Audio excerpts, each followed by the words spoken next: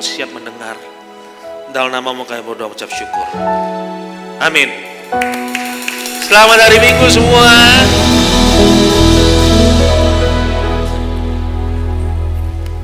Sepi amat kayaknya. Rame-rame dikit dong. Oke. Bagaimana liburannya? Masa-masa menjadi osin di rumah. Oke. Sebenarnya bukan jadwal saya. Sebenarnya bukan jadwal saya loh hari ini. Siapa tuh? Boleh tanya-tanya sebenarnya jadwal siapa hari ini ya sebenarnya. Cuman ya, oke. Hari ini kita masuk di minggu terakhir, kita bicara soal Rhythm of Grace. Oke. Hari ini saya mau ngomong sedikit soal apa yang terjadi behind the scenes, ya, di balik layar. Kita sering dengar bagaimana doa seseorang dijawab, betul gak? Kita ke gereja, kita dengar bagaimana doa orang dijawab, gimana berkat Tuhan datang sama dia, gimana dia bisa tetap kuat menghadapi semua keadaan yang terjadi dalam hidupnya dia, ya kan? Kita gereja dengar itu semua. Padahal gini, kita datang di gereja yang sama, nyanyi lagu yang sama, dengar firman Tuhan yang sama. Bahkan mungkin orang itu duduk samping saudara. Iya kan? Satu home base pula. Jangan bilang satu RT lagi. Lalu udah gitu, karena kita sering dengar begitu, kita jadi iri. Kok yang terjadi sama dia gak terjadi sama kita ya? Pernah ngerasa kayak gitu atau cuma saya doang? Iya kan? Jadi kita berpikir bahwa begini, Tuhan baik sama dia, Tuhan jahat sama saya. Sering loh saya ketemu orang kayak gitu. Apalagi udah mulai nyanyi. Kalau Tuhan tolong dia, Tuhan pasti tolong kita juga. Sebenarnya yang kita lagi bikin adalah gini. Kita sering compare orang punya highlights dengan kita punya behind the scenes. It's not even a comparison. Kita sedang compare. Saudara kalau main sosial media tahu kan highlight ya, yang di atas tuh IG itu di atas tuh highlight doang ya. Kita suka compare preview sama kita punya behind the scenes. Preview selalu lebih bagus. Kalau enggak ada film yang mau ditonton. Betul enggak? Saya paling hobi. Jadi teman-teman saya suka bilang, kenapa sih Mike kalau nonton itu lu nggak mau telat, nggak mau apa sebagainya? Karena saya mau nonton ekstranya. Anak-anak bilang, teman-teman saya bilang gini, lu mau nonton iklan bank ya? Bukan iklan bank, gue suka nonton previewnya. Saya suka nonton previewnya. Tahu kan kalau sebelum kira-kira 3 bulan lagi filmnya, apalagi kalau udah Avengers, Doomsday, cuman saya doang kayaknya suka nonton begituan. Saya pokoknya kalau udah namanya Avengers, Marvel, jangan ada yang nonton sama saya. Nonton sendiri aja mendingan, daripada saya mesti sibuk menjelaskan. Jadi mengganggu banget gitu loh. Jadi bayangin lagi nonton gitu ya, tenang-tenang lagi nonton gini, ini kenapa sih? Kok dia begitu sih? Gue ngeliatnya udah berisik banget sih. Apalagi kalau udah yang kemarin terakhir apa ya, Avengers ya? Infinity War ya? Hah? Iya kan? Ya itu Doomsday ntar masih lama lah. Yang paling dekat Spider-Man. Oke? Nah, little that we know is there behind the scenes, di balik layar. Ya. Ada disiplin yang dia bangun bertahun-tahun tanpa ada orang satupun yang tahu. Ya. Yang kita lihat hari ini cuma hasil. Kita lihat dia dijawab doanya. Kita lihat, wah Tuhan berkati dia luar biasa. Wah kesempatan banyak datang sama dia. Kita gak pernah tahu battle apa yang harus dia alami. Kita gak pernah tahu hal-hal apa yang harus dia lepaskan supaya tujuan Tuhan terjadi dalam hidupnya dia. Betul gak? Kita gak pernah tahu itu semua. Kita nggak pernah tahu apa yang mereka harus taruh di altar, atau kebiasaan-kebiasaan apa yang harus mereka bangun, supaya semua itu terjadi dalam hidupnya dia. Yang kita lihat cuma doa yang dijawab. Yang kita lihat mujizat yang terjadi. Yang kita lihat berkat Tuhan datang sama dia. Nah, saya percaya bahwa gini, segala sesuatu dalam kerajaan Allah selalu mulai dari kecil dulu. Amin. Dari kecil dulu lalu jadi gede. Besarnya kadang-kadang kita nggak bisa bayangkan mau sebesar apa. Dan saya percaya begini, masa depan dipunyai oleh orang-orang yang berani mimpi dan bayar harga untuk mimpinya. Bukan cuma berani mimpi. Kalau cuma mimpi doang mah, saya pernah satu kali saya lagi mimpi, saya nggak tahu saya lagi mimpi, ya kan? Saya tidur, terus saya mimpi. Saya mimpi dapat duit 1 M. Amin, ya. Nggak banyak sih. Waktu itu saya mimpi begitu. Saya ingat banget. Saya lagi di bundaran, terus ada di bundaran Gading gitu, terus di mimpi itu real banget loh. The thing about mimpi itu kesannya real banget. Ya, bilang gini, wah dapat duit 1 M. Saya langsung bilang gini, perpuluhan dulu, sadap. Ya toh, perpuluhan. Sisa 900 kan? Sisa 900, 1 M 900. Nah, terus begini, apa ya? Oh, saya sisihin buat ini, tabungan anak-anak sekolah. Wah, kasih waktu itu saya sisihin berapa? 500. Jadi 900 sisa 400. Ya kan? 900. Terus habis itu saya gini, iya, saya mau beli LED buat gereja. Beli 300. Wah, sisa berapa? Sisa 100, pinter matematikanya semua. Sisa 100 kan? Terus bilang begini, beli apa ya? Gitu kan. Terus tiba-tiba duit saya sudah habis, di mimpi itu udah habis. Terus saya kebangun. Ya mimpi dong. Saya bilang, ya mimpi, ya udahlah. Duitnya udah habis, besok mimpi lagi lah. Ya kan? Jadi the thing about mimpi, kalau cuma berani mimpi doang, semua orang bisa. Bahkan ada yang bilang begini, kalau mimpimu belum cukup menakutkan buat kamu, mungkin itu bukan datang dari Tuhan. Mimpi itu mesti benar-benar menakutkan buat kamu, sampai kamu berpikir bahwa kamu nggak mungkin bisa accomplish that dream without God. Itu. Nah,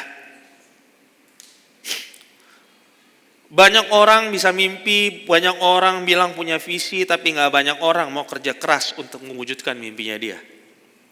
Ya, oke, saya mau ada satu cerita di Alkitab yang saya mau unpack hari ini. 1 Raja-Raja 18 ayat 41 sampai 45. 1 Raja-Raja 18 ayat 41 sampai 45. Kemudian berkatalah Elia kepada Ahab, pergilah, makanlah dan minumlah, sebab bunyi derau hujan sudah kedengaran. Lalu Ahab pergi untuk makan dan minum, tapi Elia naik ke puncak gunung Karmel, di highlight itu ya. Lalu ia membungkuk ke tanah dengan mukanya di antara kedua lututnya. Sesudah itu ia berkata kepada bujangnya, naiklah ke atas, lihatlah ke arah laut. Bujang itu naik ke atas dan melihat dan berkata, nggak ada apa-apa. Kata Elia, pergi sekali lagi. Demikianlah sampai 7 kali. Pada ke-7 kalinya berkatalah bujang itu, wah, awan kecil sebesar telapak tangan segini, ya, timbul dari laut. Lalu kata Elia, pergilah, katakanlah kepada Ahab, pasang keretamu dan turunlah, jangan sampai engkau terhalang oleh hujan. Maka dalam sekejap mata langit menjadi kelam oleh awan badai, lalu turunlah hujan yang lebat. Ahab naik kereta lalu pergi ke Yisrael. Nah, ini cerita terjadi waktu Israel sedang masa kekeringan selama 3,5 tahun. Ya. Jadi intinya mereka dalam kondisi yang nggak baik. Kekeringan mengakibatkan kelaparan. Kalau udah kelaparan, no hope. Dan yang terparah pada saat itu mereka dipimpin oleh raja yang bernama Ahab dan istrinya namanya siapa? Wih, pinter semua, Jezebel. Ya. Raja ini kemudian gini, dia bawa Israel jauh.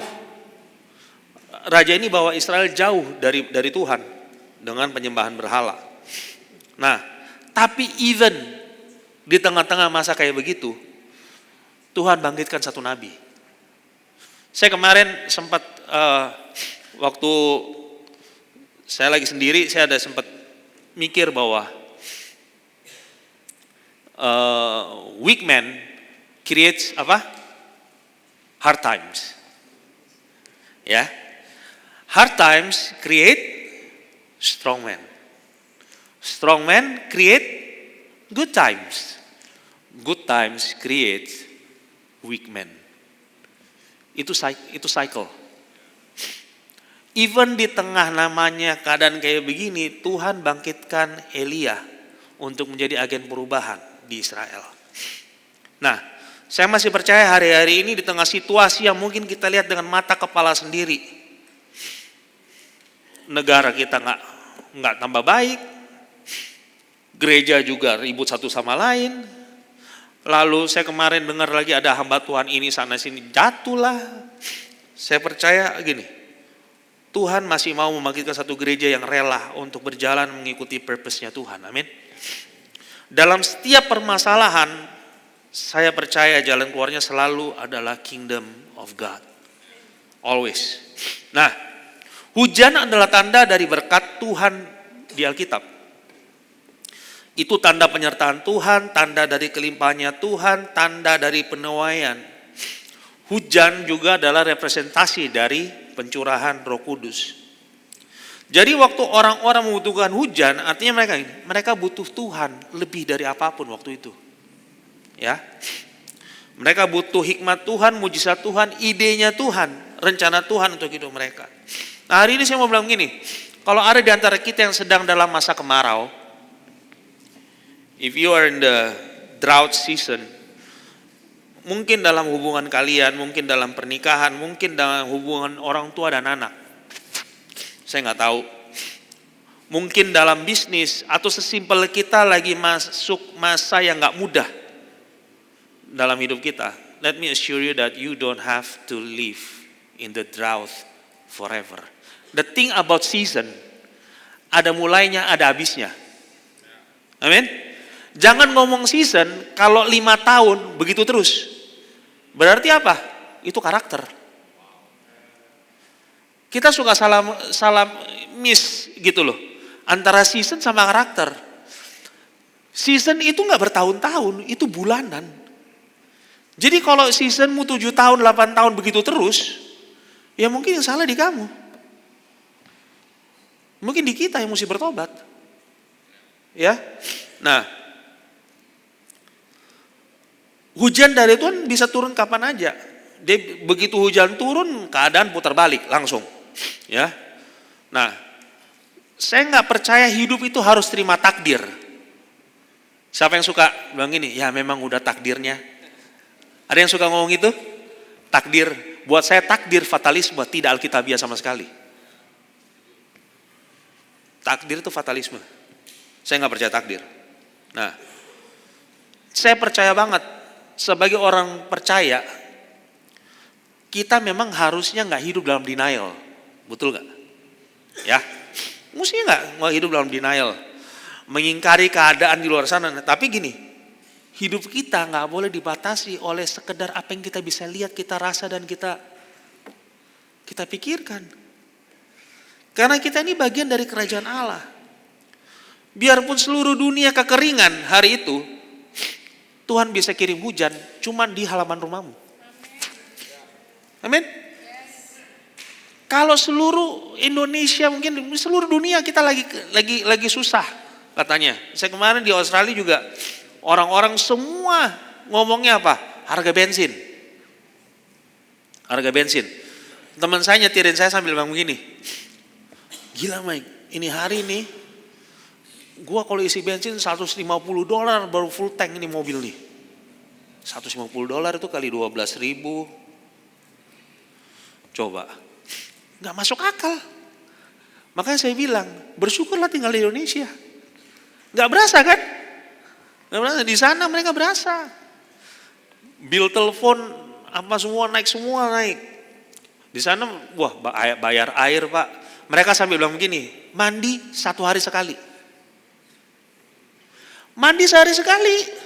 Di Australia itu mereka bersyukur, ini orang-orang mandi nggak ya? Soalnya sorry nih, waktu datang nih kita masih panas di sini. Dia panas-panas mandi sehari sekali. Saya bilang gini, mandi sehari sekali, pantas bau kayak bandot semua di sini kan. Tapi memang begitu. Karena mereka ngirit. Kalau winter mandi sehari sekali, oke lah, ya. Oke. Nah, Elia manusia biasa, dia punya masalah juga, punya kelemahan juga. Tapi yang bedain Elia dari orang kebanyakan, apa yang membuat saudara berbeda adalah bagaimana kita dengar Tuhan dan bagaimana kita taat sama Tuhan. Itu aja. Bukan warna kulit saudara, bukan jenis kelamin, bukan latar belakang, bukan pendidikan, bukan kita punya network. Bahkan juga bukan kesalahan-kesalahan yang kalian pernah buat. Tapi kemampuan kita mendengar dan mentaat sama Tuhan yang jadi perbedaan. Nah, untuk itu saya mau bagikan ada 3 kebiasaan yang kita mesti bangun di dalam diri kita. Ini hal yang paling simpel buat saya. Yang pertama, listen up. Listen. Banyak orang-orang pintar hari-hari ini bilang ini, Tuhan datang tanggal sekian, bulan sekian, sudahlah. Orang Alkitab bilang apa? Kalau Tuhan datang kayak apa? Kayak pencuri. Saudara tahu kapan saudara pencurian? Enggak kan? Dunia sudah terbukti lebih bawa kita dalam kebingungan. Jadi jangan cari kebenaran dari dunia. Kita enggak, kita sibuk sekali gitu loh. Sudah kayak begini udah bingung. Kita bikin keputusan hanya karena kata ahli A, ahli B, bukan dengan apa yang Tuhan bilang. Waktu kita mau kerja dengar, tanya Tuhan. Tuhan mau suruh kita ngapain hari ini? Setiap keputusan libatin Tuhan. Orang bilang begini katanya. Terus habis itu orang pikir gini. Kalau Tuhan, jadi dulu saya suka ada hamba Tuhan bilang begini. Tiba-tiba Tuhan bilang belok sana. Jangan bikin ini. Oke. Kalau begitu ngapain kita planning? Pernah dengar kayak gitu? Ada gitu. Nah itu karena begini. Dari planning gak pernah libatin Tuhan. Kamu planning pakai kekuatanmu sendiri kan. Begitu tengah jalan Tuhan bilang gini, belok. Ya udah belok. Tapi pun melibatkan Tuhan dalam planning tidak ada jaminan Tuhan gak bilang belok. Oke? Nah, Elia dengar begini, dia dengar suara hujan. Dengar suara hujan. Bukan lihat hujan. Hari itu dia tidak lihat awan. Ingat loh, ini setelah 7 kali baru sekedar telapak tangan awan. Yang bisa bilang bakal hujan kalau lihat awan segede telapak tangan nggak ada kan? Kalau segede telapak tangan kita santai aja keluar, ya kan? Nah, dia dia lihat awan segede telapak tangan, dia nggak lihat petir, dia nggak cium bau hujan, dia mendengar. Yang Elia maksudkan mendengar, dia mendengar dalam rohnya dia. Tuhan bilang sama dia hujan. Dalam hal natural nggak ada indikasi sama sekali akan ada hujan. Tetapi begini, iman tidak dimulai dari apa? Penglihatan. Iman dimulai dari apa? Pendengaran. Makanya ditulis begini, Elia mendengar suara hujan. Dia nggak lihat hujan, dia dengar suara hujan. Keyakinan iman supernatural yang Tuhan kasih ke Elia itu yang dia pegang. Alkitab bilang begini, kita ini orang-orang peculiar, katanya.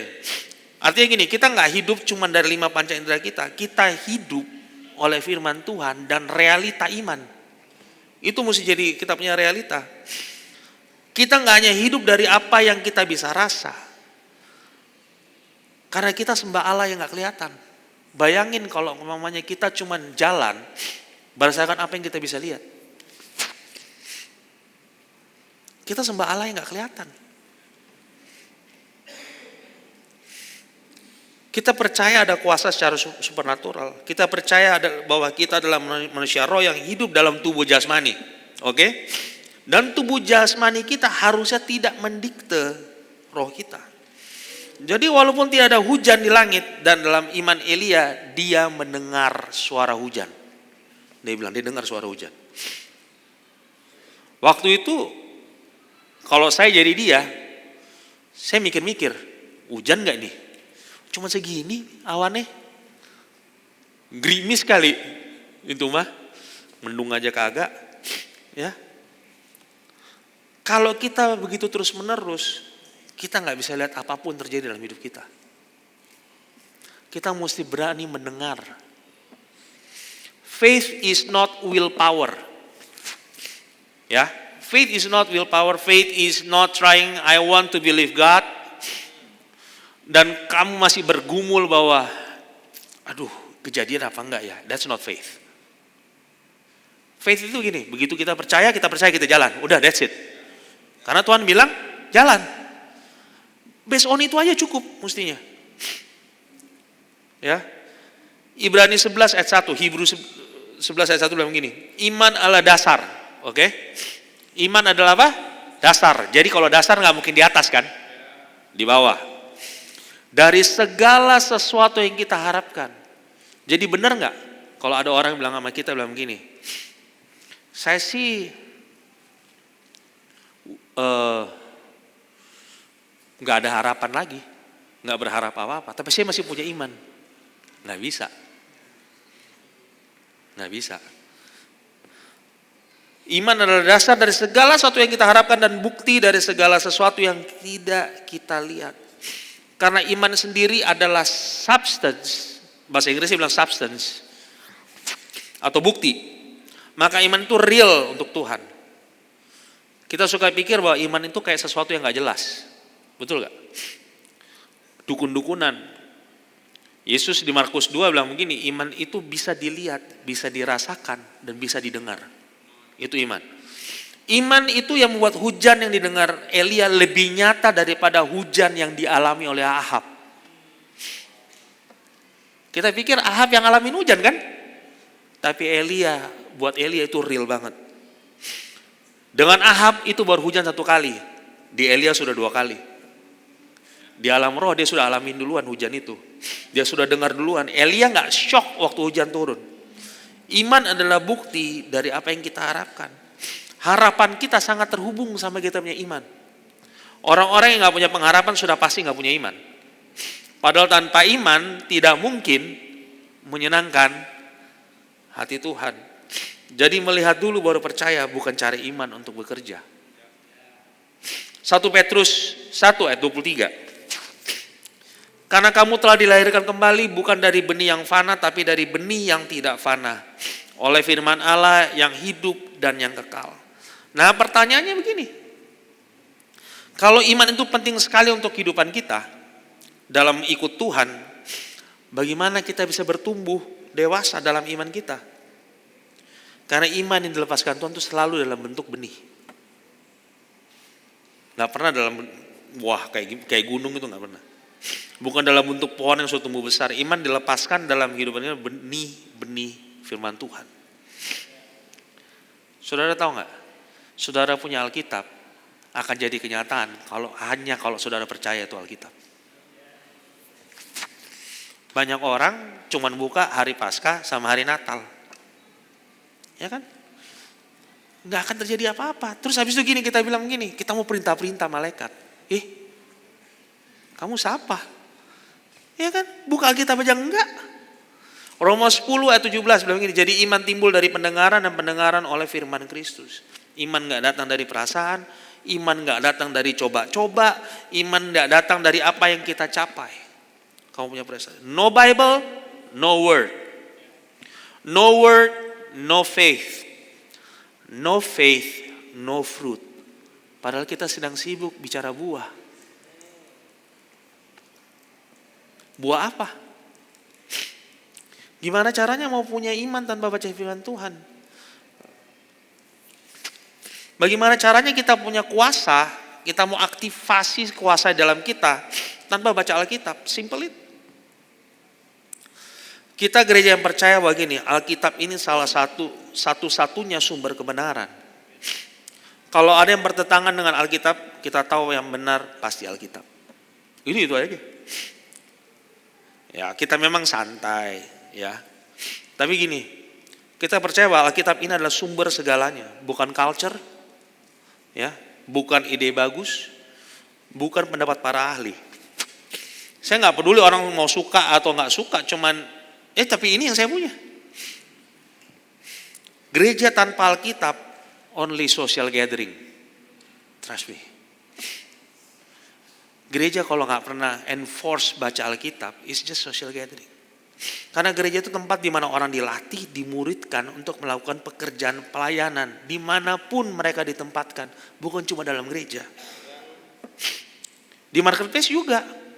Makanya yang belum join marketplace community bisa kontak Rangga ya, masuk situ. Oh. Ada co-foundernya di belakang. Ya. Yang membuat kita punya kuasa waktu ada gini. Waktu kita baca firman Tuhan, kita declare apa yang tertulis dalam firman Tuhan.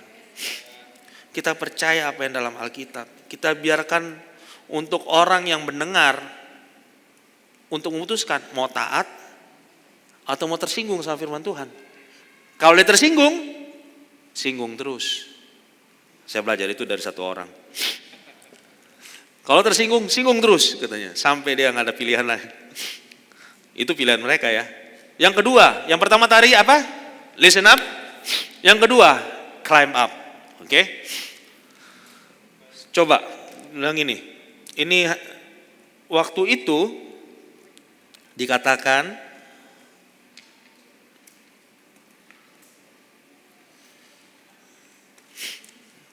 pergilah, dia bilang sama Ahab, pergilah. Makanlah dan minumlah. Dia bilang begitu. Lalu Ahab pergi untuk makan dan minum. Ya. Nah. Ahab duduk makan minum nyantai. Elia bikin apa? Dia naik. Elia naik. Waktu Ahab diam, Elia bergerak. Ahab tinggal di level yang sama dari awal. Dia gak bergerak naik kemana-mana. Elia bergerak naik ke level yang baru. Jangan cuma duduk tunggu Tuhan kerja, Pak. Gerak. Elia bergerak naik ke level yang baru. Pertanyaannya gini, di mana kita secara spiritual, secara mental, secara emosi, secara fisik, financial, dalam 1 tahun ke depan? Kita ada di posisi mana? Apakah masih sama tahun lalu? Atau ada satu pergerakan yang kita bisa lihat? Yang lebih penting lagi, apakah kita akan happy melihat keadaan kita waktu itu? Semuanya tergantung dengan kemauan kita. Apakah kita mau naik ke gunung di depan kita atau enggak? Dengan alasan gini, gunung tinggi. Duduk aja. Mungkin bukan maksud Tuhan. Ya ampun. Ya, cuma duduk diam tidak melakukan apa-apa. Lalu berkata semua akan indah pada waktunya. Aduh. Susah nih. Ini budaya KPNM. Tahu apa KPNM? Kau punya nenek moyang. Kau punya nenek moyang. Ini begini, ada pergerakan kau nggak mau bergerak, kamu diam aja. Kau punya nenek moyang. Di situ bilang sama itu orang begitu. Supaya janji Tuhan jadi kenyataan buat kita, kita perlu bergerak untuk mendekat kepada janji itu. Perkecil gapnya. Waktu Waktu pandemi datang banyak gereja kan pusing kan. Dia punya volunteer reduce in half, ya. Semua WFH. Tahu kita full timer di gereja kayaknya nggak ada WFH deh. Sibuk malah, sama aja sibuknya. Ya. Yesaya 2:3. Dan banyak suku bangsa akan pergi serta berkata, mari kita naik ke gunung Tuhan, ke rumah Allah Yakub, supaya Ia mengajar kita tentang jalan-jalannya, supaya kita berjalan menempuhnya, sebab dari Sion akan keluar pengajaran dan firman Tuhan dari Yerusalem. Saya percaya banget kepenuhan janji Tuhan ada di atas gunung. Amin. Bukan di lembah. Makanya Mazmur bilang begini, melewati lembah kekelaman. Lembah kekelaman dilewati, Pak, jangan bikin tenda di situ. Kita suka bikin tenda di situ karena apa? Orang kasihan sama kita kan? Banyak orang nggak mau move on dari keadaannya dia, jujur aja, karena takut nggak punya cerita nantinya. Lalu pikir bahwa gini, wah nggak ada yang kasihan nih sama gue. Itu lembah untuk dilewati, bukan ditinggali. Nah, gunung bicara satu ketinggian, satu dimensi yang berbeda, it's a different headspace, ya tahu, ya. Lalu perhatikan postur tubuhnya Elia, dia bungkuk ke tanah dengan mukanya di antara lututnya. Dia nggak tersungkur dengan apa, dia berlutut seakan-akan dia mau blok dia punya kuping, karena dua lututnya di samping kupingnya dia. Posisi ini seakan gini, Elia kasih lihat begini, gue blok semua suara dari luar. Karena gini, suara dari luar bisa mempengaruhi dia. Makanya Tuhan bilang begini, kalau kamu mau berdoa, masuklah ke kamar, tutuplah pintu, kunci. Ini bukan soal punya kamar doa atau apa, enggak. Artinya gini loh, kalau kita mau berdoa, kita benar-benar mau deal sama Tuhan, jangan biarin satu suara pun dari luar yang mengganggu kita. Karena itu suara-suara bisa, mungkin dia gak bermaksud jahat, mungkin dia bermaksud baik, dia mau tolong kita. Tapi gini, waktu dia coba tolong kita, Tuhan angkat tangan. Yang susah siapa? Kita kan. Jadi mending saya diam dulu, block all the noises, terus dengar Tuhan mau ngomong apa.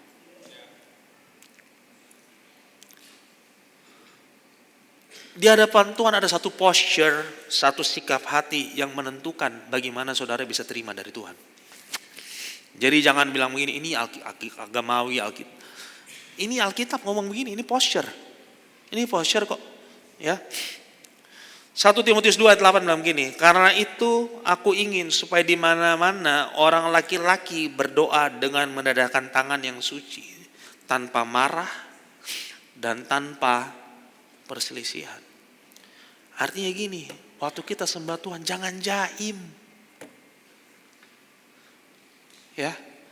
Yang hilang berkatnya sendiri ntar saudara, bukan yang di sini.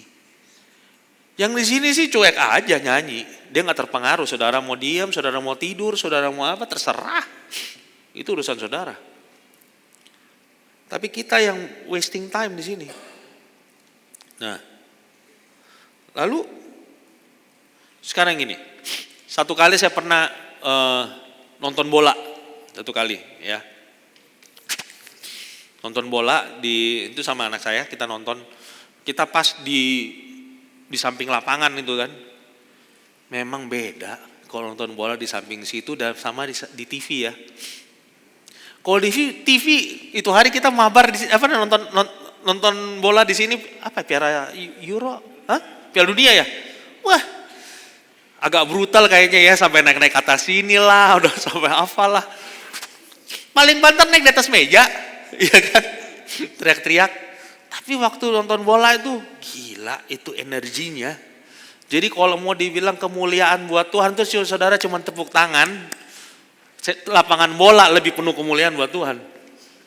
Bener. Gila lapangan bola. Ada yang saya berdiri di atas gini, wah, teriak-teriak gini, sebelah gini, lu coba turun, tendang aja nggak kena kali. Iya kan? Cuma bisa teriak tendang gitu. aduh ke atas. Nah, coba main. Begitu bola sampai, udah nggak tahu mau tendang kemana. Kita harus punya sikap dalam menyembah Tuhan. Ekspresi itu di daging. Jangan bilang begini, saya nyembah kok. Ekspresi di dalam hati. Ekspresi nggak di sini. Ekspresi di daging nih. Ekspresi itu di tubuh. Oke? Yang kedua tadi apa? Climb up. Yang ketiga, look up. 2 kali Elia suruh hambanya untuk pergi lihat. Tapi di cerita itu jelas. 7 times in total. Baru kelihatan. Kita kadang-kadang gini. Berdoa 2 kali gak dijawab. Terus kita bilang apa? Oh mungkin bukan kehendak Tuhan. Ya ampun. Ini 7 kali. Elia suruh hambanya untuk lihat. Seringkali kita berdoa dan kita sudah dengar janjinya Tuhan. Kita di posisi siap menerima. Tapi kita discourage karena kita gak lihat tanda-tanda doa kita dijawab. Elia suruh asistennya begini. Untuk lihat manifestasi dari apa yang dia doakan. Elia bilang, coba lu naik. Dia sendiri percaya banget Tuhan sudah kabulkan dia punya doa. Makanya dia suruh orang lihat. Ya. 6 kali gak terjadi apa-apa. Mungkin orang yang disuruh udah mulai ngedumel. Iya dong. Now ini kayak ini Elia nih. Iya kan? Dia udah gitu, now nih anak ini bapak-bapak tua satu nih, aduh, kita suruh naik 6 kali nih, emang gak pegal weh, katanya gitu kan. Dia enak di bawah situ, suruh naik. Ya nama juga asisten lu yang disuruh naik lah. Masa bosnya yang naik? Ya kan? Dia udah ngomong di belakang nih. Tapi dia naik terus. Sampai 3 kali. Dia bilang, lihat nih, udah ada deh awan segede gini. Mungkin ngomongnya sambil ngejek. Lu ngomong buat hujan untuk negara yang bangsa yang sudah 3 tahun gak kena air. Awannya segede gini Pak. Segede gini. Aqua 1 botol kali. Pengharapan itu kayak gitu. Hope looks like you're dreaming with your eyes open. Itu hope. Hope looks like heads up, eyes open. You expecting. Ada satu hamba Tuhan bilang begini, expectation is the breathing ground for miracles. Saudara kalau datang sama Tuhan tanpa ekspektasi, jangan berharap Tuhan bikin apa-apa buat hidup saudara. You datang ibadah aja telat kok. Iya kan?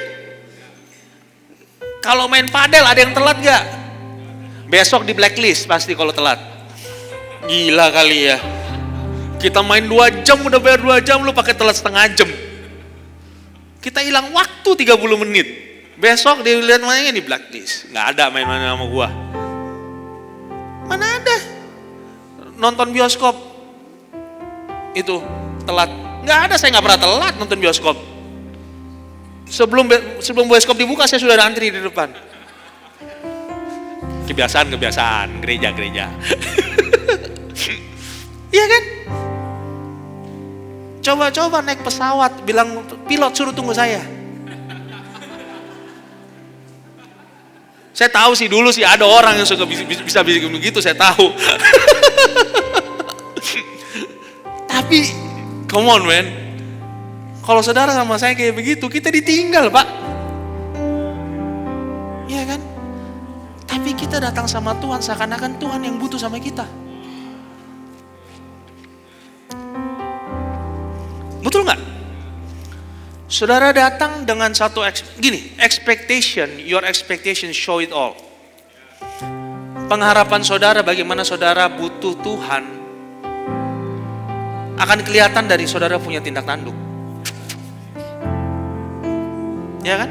Saudara kalau butuh sama seseorang, saudara yang tunggu itu orang. Bukan itu orang suruh tunggu saudara kan? Coba sekali-sekali saudara butuh ketemu Pak Jono, suruh Pak Jono tunggu setengah jam coba. Enggak, saya bilang coba aja. Siapa tahu kasih karunia masih berlaku itu. Ya kan, siapa tahu kasih karunia masih berlaku kan. Saya kalau namanya mentor saya bilang begini, Mike datang jam 12. Kita ngobrol. Saya 11.45 paling enggak saya sudah sampai di situ. Saya sampai, ternyata dia udah sampai. Bayangin kalau saya bilang gini, masih jam 12 tuh. Kita kan orang Jakarta gitu kan. Lu orang di mana? OTW, padahal baru beres-beres, baru hidup. Betul gak? OTW dari mana baru hidup?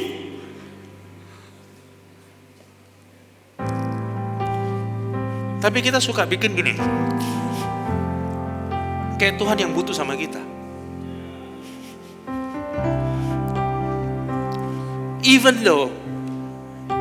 Even kayak begitu pun, Tuhan tetap sayang sama kita. Yang kurang ajar siapa? Kita.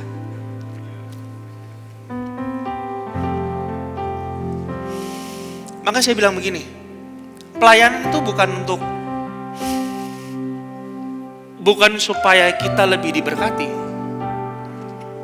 Saudara kalau mau lebih diberkati nggak usah pelayanan, kerja lebih banyak.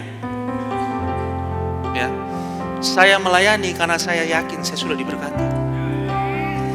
Amin. Saudara lihat semua tim musik di sini. Saudara pikir hidupnya enak? Orang yang di media, mereka datang sebelum saudara datang. Kalau ada apa-apa, yang melotot ke sana saya. Yang kena pelototan, saudara nggak tahu ada apa-apa di dalam sana, betul nggak? Ayo, yang di media. Ya kan? Main musik tadi, walaupun ada salah, kita sudah kesepakatan. Kalau salah, yang penting sama-sama. Ya nggak Jos? Itu baru salah. Kalau salah, yang penting sama-sama. Boleh salah, yang penting nggak ketahuan. Saudara nggak tahu kan? Ada yang salah kan? Ya gitu. Ayo, buat saya gini. Saya mau baca Ibrani 11 ayat 1 dari versi ESV. Now faith is the assurance of things hoped for and the conviction of things not seen. If you have conviction, nggak akan berani saudara datang sama Tuhan seenak jidat. Nggak akan berani. Saudara gini deh, kita akan buat excuse, alasan buat semua hal yang kurang penting buat kita. Tapi untuk hal yang penting buat kita, we will make a way. Ya kan?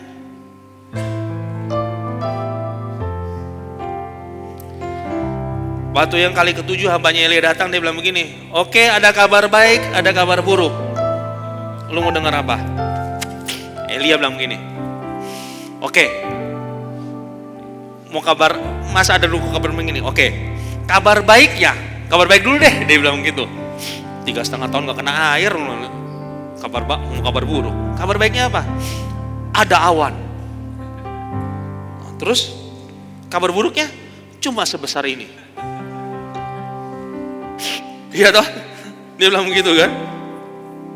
Elia berdoa untuk hujan lebat, the abundance of rain.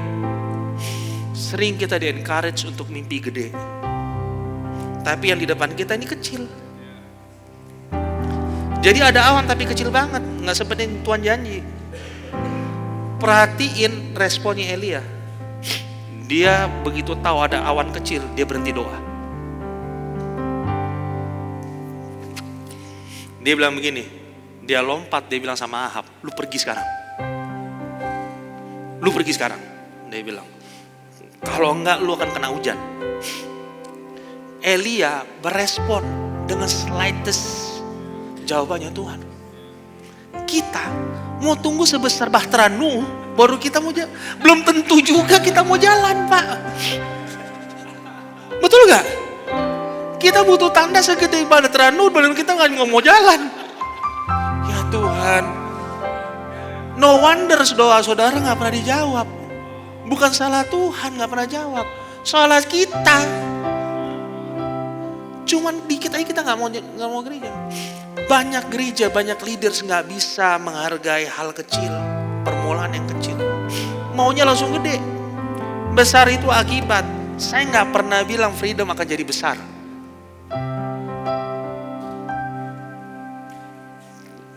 Karena apa? Mau jadi besar apa enggak? Selama sesuai dengan tujuan Tuhan, I'm okay. Amin. Waktu orang berdoa terus tanpa mau melangkah, dia gak akan mengalami apapun. Hari ini mungkin kamu bilang kamu muda. Ya, kamu muda. You are no one. Kamu gak datang dari keturunan yang wah. Kamu gak punya network. Tapi gini, hujan besar, kekeringan selama 3 tahun hanya bisa selesai dengan apa? Awan segede apa? Telapak tangan. 3 tahun gak hujan loh, selesai dengan awan sebesar telapak tangan. Jadi hari ini waktu kita ngalamin tantangan, build satu disiplin untuk mau listen, mau dengar Tuhan mau apa. Mulai berangkat naik. Begitu Tuhan kasih jawaban dikit, naik. Jalan. Dan selalu datang dengan ekspektasi. Selalu punya namanya harapan, look up. Naik gunung Tuhan, cari hadirat Tuhan, tetap berharap. Lakukan semuanya dengan ekspektasi.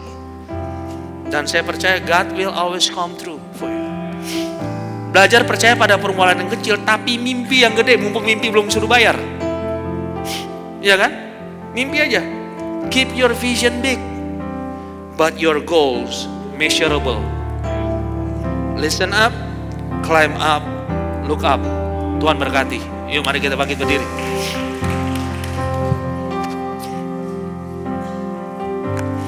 Tuhan, aku berdoa buat setiap anakmu di tempat ini Tuhan, yang sedang mengalami challenges. Aku berdoa Tuhan, hari ini Tuhan Kau temui di mana mereka berada. Tuhan, aku berdoa Tuhan, berikan jawaban pada mereka Tuhan. Kasih mereka lihat sesuatu yang Kau mau kerjakan dalam hidup mereka Tuhan. Terima kasih Tuhan. Kau berkati semua anak-anakmu di tempat ini. Apapun yang mereka kerjakan dengan tangannya Kau buat berhasil. Tutup bungkus, lindungi dengan kuasa darah-Mu Tuhan. Terima kasih Tuhan. Dalam nama-Mu kami berdoa mengucap syukur. Amin.